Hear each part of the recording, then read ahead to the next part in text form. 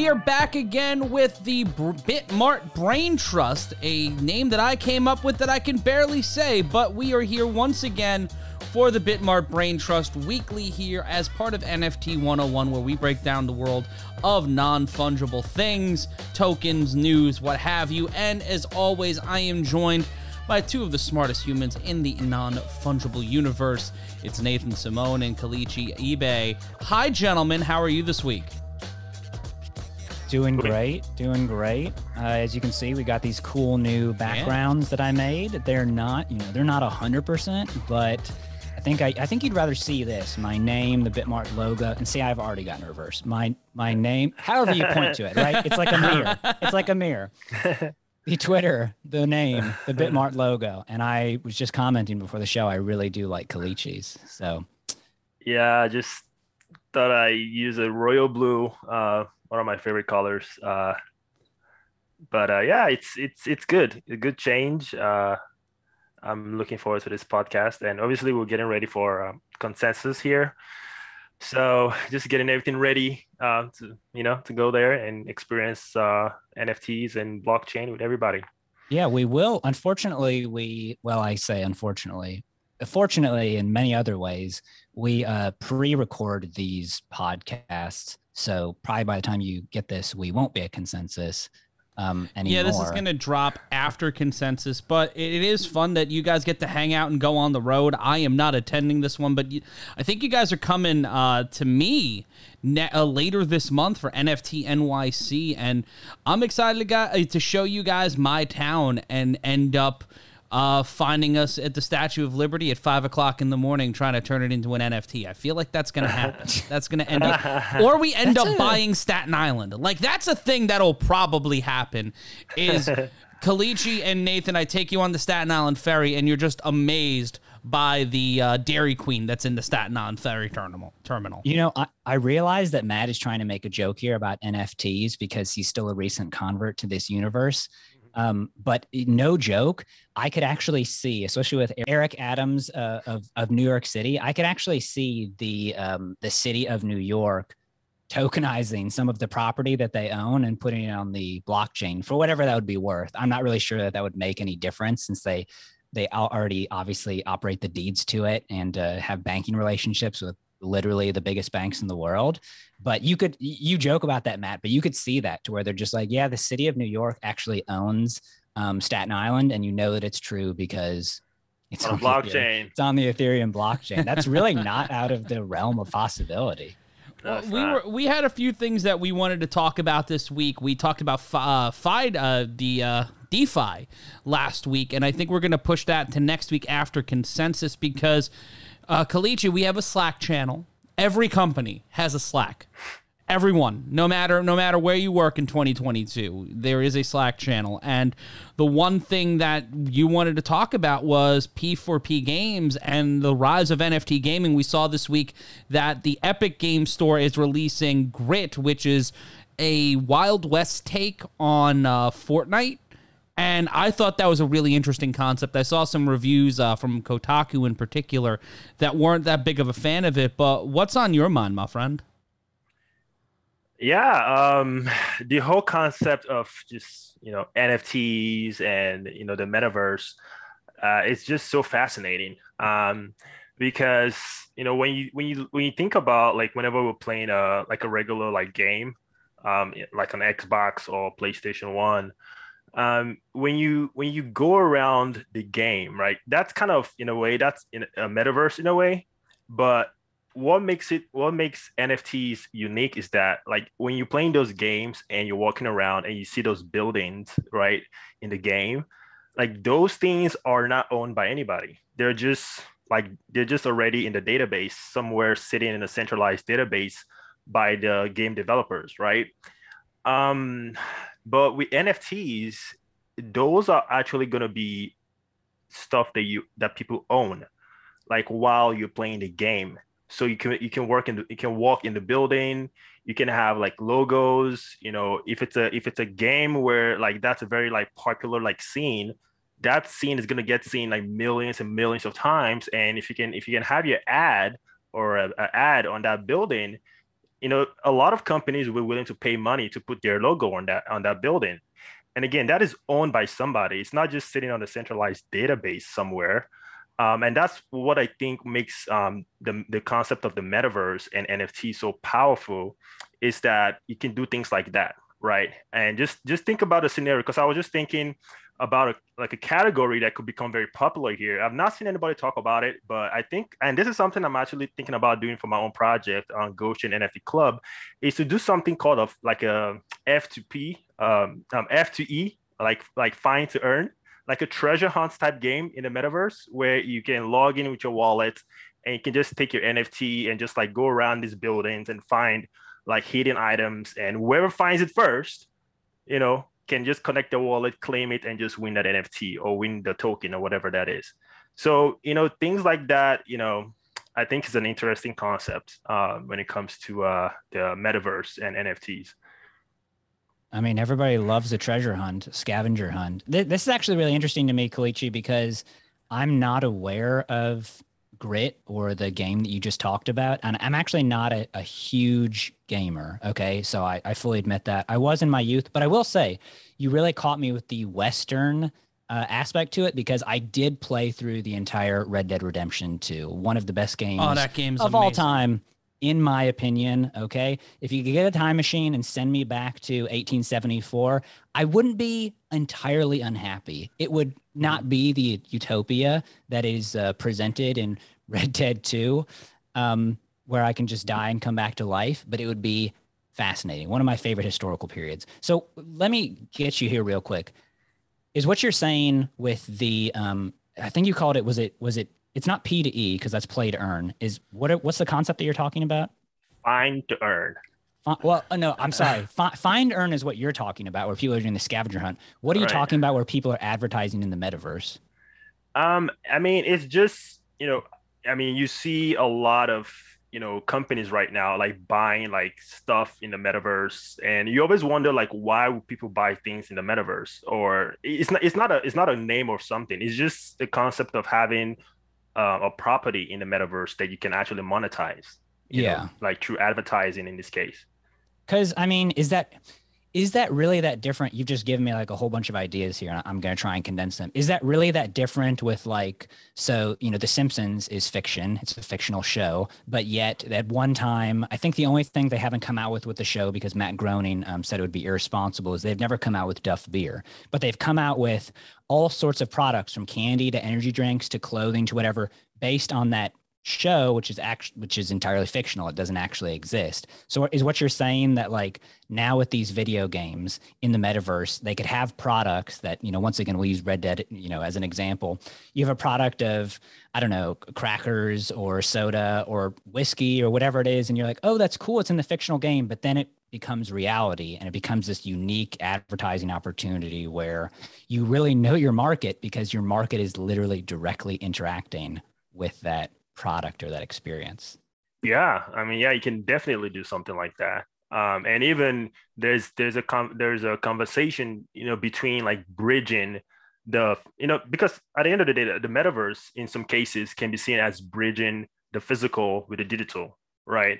And in that case, you could even in the game, while you're playing the game or going like walking around in that metaverse space, you can actually place an order in that metaverse space and have it delivered to you in the real world.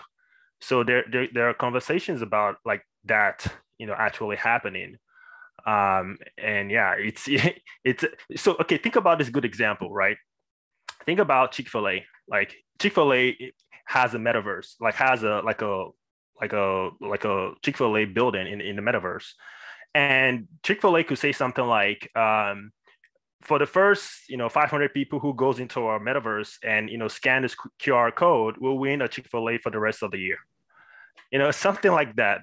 So those are use cases that people don't understand can actually happen, that is currently being worked on right now, and it's just this like an endless use case of what you can do with this thing. Yeah, no, it's a good idea. I'm not laughing because you said Chick-fil-A. I have nothing wrong with them. I'm just imagining like you go into the metaverse, right? And the lines are still just obnoxiously long. I thought I was going to get rid of this. So, You just gotta be fast. You gotta like scan that QR code real quick and just yeah, it gets recorded in the blockchain, and you know that you're the actual owner of that, I guess Chick-fil-A for a year. So you have a digital receipt on the blockchain that you own, you won that item. Yeah, Right. real And quick before we you can go actually back. sell it. You can actually sell it. You can actually sell it. Once you get the Chick-fil-A for a year, you can say, hey, you want my Chick-fil-A card or whatever that I want for a year? Hey, pay me 1 ETH for it. Whoa, this is getting dangerous. I was going to say real quick before we pass it back to Matt here. BitMart has actually been kind of doing that, and I remember it may not be out yet, but there is a metaverse platform called Altiverse, and BitMart I know has a storefront in there, and I think it's still either being built or maybe it has full functionality. I haven't checked on it in a while, where there are lots of crypto exchanges that they want to be a crypto exchange in the metaverse, similar to hey, go into a banking branch or something like that. I don't know the full details. I know that that is public information, so I'm not like blowing up anything here, but I know that BitMart has jumped on that, and BitMart is pretty bullish on the metaverse. So there's stuff like that happening. Anyways, I'm going to pass it back to Matt here. I was just enjoying the conversation. Like, I was just a listener for a minute or two, and then I heard chicken sandwiches, and I got really hungry, and I kind of went into a fugue state. But when you take a look at the evolution of NFTs, like, we're still in the protozoic era of NFTs and this world of crypto. Like, the art behind me, that's my art. If you want to buy it, I'm sorry, you can't, because, well, I got to take it off the wall. It's a whole thing. But art like that could have potential use as an NFT, like just this mixed media art. I love mixed media art. And we talked with, and you'll hear it, it's already in the feed on NFT 101, but we talked with Eric Rosenblum from Julian's Auctions. And they have these collections like with Kurt Cobain based on his clothing, based on tangible items that are kind of going on tour now. And when you see that evolution of NFTs to where it can be as close as you can get to owning a piece of your favorite musician, your favorite sports team, your things like that. I saw in the news this week that the Denver Broncos are being sold for $4.75 billion. That is in USD, obviously. It's the second largest sale of a sports team in the history of modern sports, the largest being Chelsea, which is being sold right now for in and around $5 to $6 billion. And guys, it got me to thinking of franchises like the Green Bay Packers, who basically are the model for NFT ownership because they sell stock in the team that goes into refurbishing the stadium, making upgrades, helping with salary adjustments, and they open up non-voting shares of stock. And it got me to thinking, would an NFL franchise like the Denver Broncos or any of these teams right now that may be up for sale be interested in doing an NFT sale to where they sell non-voting shares of the league to help with improvements in the team, to kind of create the situations to where people can take quote unquote ownership, and they come with perks and utilities like season ticket discounts, special upgrades at the stadium? Would something like that work, or are we too early in the process to see something like that happen?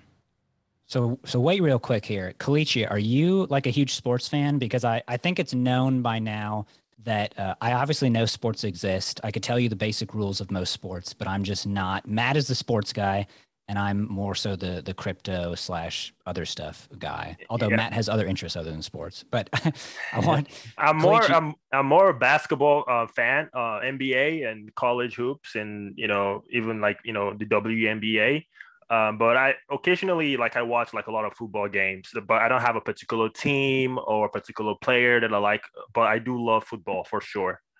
Okay. Well, all I'm saying is that's still more than me. So what I was going to go with that is I didn't know. So Matt just said that the Green Bay Packers sell stock in their team. Didn't know that. Gun to my head. It's like, I would have never known that. To me, that basically is one derivation away from an NFT sale or something like that, because yes, companies can do stock splits. They can create as much stock as they want to, but at some point by the SEC or by state governance, stock is auditable. You can eventually know how many shares of stock there are, so you can know whether you think a stock is overvalued, undervalued, whatever. I did not know that the Green Bay Packers sold stock, and Matt is telling us that they do, and that it's used to do salary improvements, all this sort of stuff like that. Yeah, to me, that segues perfectly into NFTs, because especially if they're using one of the really high efficiency, low cost blockchains, then it's like, I don't know how you purchase this stock. I assume it's online. They're holding it. They do stock sales. It's not, they've done it a total of maybe 4 to 5 times throughout history. But you were talking about, Kalichi, you're a fan of college sports, and the idea of NILs, which are basically individualized player deals, because the colleges can't pay the players. These NILs are starting to pop up, and I do believe that there might be a utility to develop, and I think this is in process already. I have to do a little more due diligence on it, but NFTs built around these players, because it's starting to turn into an economic arms race, and I think that a lot of colleges are going to start, a lot of big colleges are going to start looking to build out, you know, the innovation labs like we've seen at Harvard. We covered the Harvard Innovation Lab and the hackathon there. But a school like an LSU or a Notre Dame or even a University of Alabama, if they were able to build out their own, you know, NFT space, their own NFT innovation labs, their own crypto innovation labs, there might be a situation where we see NILs in NFT form, where people can buy in to NILs through an NFT and be able to meet and hang out with these players, get special functions, special meet and greets, maybe game-used jerseys. There's a whole lot of stuff that could be busted wide open in the world of sports right now. That's an excellent like use case right there of NFTs. And I need to read more into the NILs topic, but this is a perfect use case for NFTs. And like you said, like the college players, you know, they're not being paid to play. You know, I mean, you can say, oh, they're getting a free scholarship, or they're you know, they have the opportunity to play pro. But at the end of the day, the university or the college, they're the ones like making the bulk load of the money, ticket sales, you know, and all this stuff. But for the individual athletes themselves, they can actually start now monetizing their skill set. So, for example, like one of the biggest you know, basketball players to come out of college recently, Zion Williamson, right? He's like a freak of nature. Like he has all this like highlights and dunks and crazy stuff. Imagine if he packaged that as an NFT, right? And where like some of his dunks, you know, that he does like in practice or somewhere, like only the owners of the NFTs can see that, right? And the beauty about it is now this opens it up to the whole world. You know, most of these centralized, you know, like the example you were given with the football team, was it the Green Bay Packers? Yeah, like, the Green Bay Packers. Right. So those things, again, I need to read more into it, but most likely it's only limited to people in a certain like geographical area. But with NFTs, it's like global. Anybody can participate. And not only that, the other I guess benefit that NFT brings into the equation is now those things are tradable, right? It's like, how much are you willing to pay for these Zion Williamson highlights that is not found anywhere else, right? It's only to the people who have the Zion Williamson NFTs that have access to that highlights, or maybe like a special interview, you know, that he did with somebody, or maybe again like all the utility that could come with that ownership. It can now be tradable to anybody across the world, right? Maybe it contains a benefit of going to see Zion Williamson, like, you know, in real life, you know. So a lot of people will be willing to pay a lot of money for that. And it's another way, again, going back to the issue of players not getting paid in college. This is a great way for them to earn revenue across the world, you know. So that's definitely a perfect use case for NFTs for sure. I mean, I find it totally fascinating too, because What little I do know about sports is that for my undergraduate, I attended Auburn University in Auburn, Alabama. Huge football team. Alabama just goes crazy with their college sports because they don't have any professional sports teams. Something that always irked me about college sports, whether it's football, basketball, whatever, is you have people that are obviously talented. They're obviously putting in all this work. The college is making a whole bunch of money off of them in the millions and millions of dollars. They're not getting paid anything, and you're told that, oh, the fact that they get free tuition and that they get, certain social perks is enough. And that never really sat right with me. And I know that this show isn't like a political or cultural show, but I almost think that maybe if we go down deeper, what you're talking about, Kalichi, is like, it's like the more advanced version of Patreon, right? So it's like, if I have a podcast and I have 1,000 Patreon people and they give me $1, $100, whatever, and I'm making all this money, it doesn't mean that like they own me, right? I'm not a slave. I can leave anytime I want to, but then I just lose the value that people have contributed to me. So in a way, because college basketball prohibits the colleges from playing these people, my understanding, and I may be getting this wrong from a legal perspective, is that there's nothing stopping any fans in the stadium from like physically handing or digitally sending these players money and being like, "Hey, great job. We love what you do." Right? No, there's certain rules in place for that too, and also you got to look at the gambling aspect of sports. Like, there's a ton of regulation around it. It's just there's not a lot of hard and fast, clear rules on some of this stuff, but true, it's a big mess. And I think that NFTs as a utility could be something that opens up if it's not already in the process of it. I think something like that could happen. Like, we're seeing city coins take off. I see the use case in Miami. I'm not particularly a fan of it. But when we look ahead to Consensus and NFT NYC, the one thing that we're, keep going back to is the idea of community. And we want this NFT 101 community to be a community. So follow us at BitMart Exchange. You could follow Nathan on the Twitter machine at CryptoNathan76. And you can follow Kalichi. Kalichi, talk so we can see what's on your screen and I can read it out loud. What's your Twitter handle? It's eBay KC824.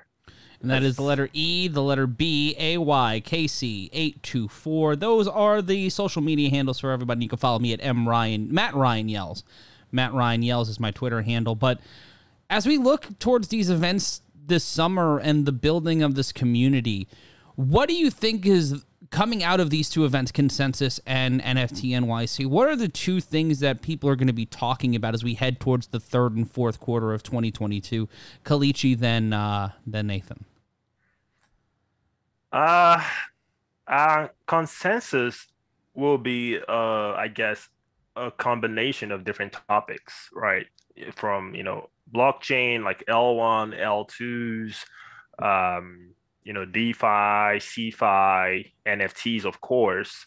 It's going to obviously be like a combination of all those, different like cryptocurrency or blockchain related topics. You're going to have speakers from different, categories, exchanges and so on and so forth. Even the laws and regulatory clarity when it comes to crypto, everything is going to be discussed in Consensus. But obviously with the NFT NYC, it's going to be more, I guess, NFT focused and discussing the different use cases of NFTs like we've been talking about, and also the metaverse, and really understanding what that metaverse is. That metaverse is like it's a topic that is still very unclear to most people. But I mean, it's one of those things, once you understand the concept of a metaverse, there's no going back. It's one of those things where I forgot the quote about this. Is kind of a negative quote, but I'm going to try to turn it into a positive. Like, remember the quotes where that goes something like, when people figure out how the banks work, there'll be like blood on the street. Once you really understand what they do behind the scenes, there's going to be like blood and riots in the street. The same thing is going to happen once people understand what NFTs and metaverse, what they are. There's going to be like FOMO in the street because you will want to have every single land and property in the metaverse because you can monetize it.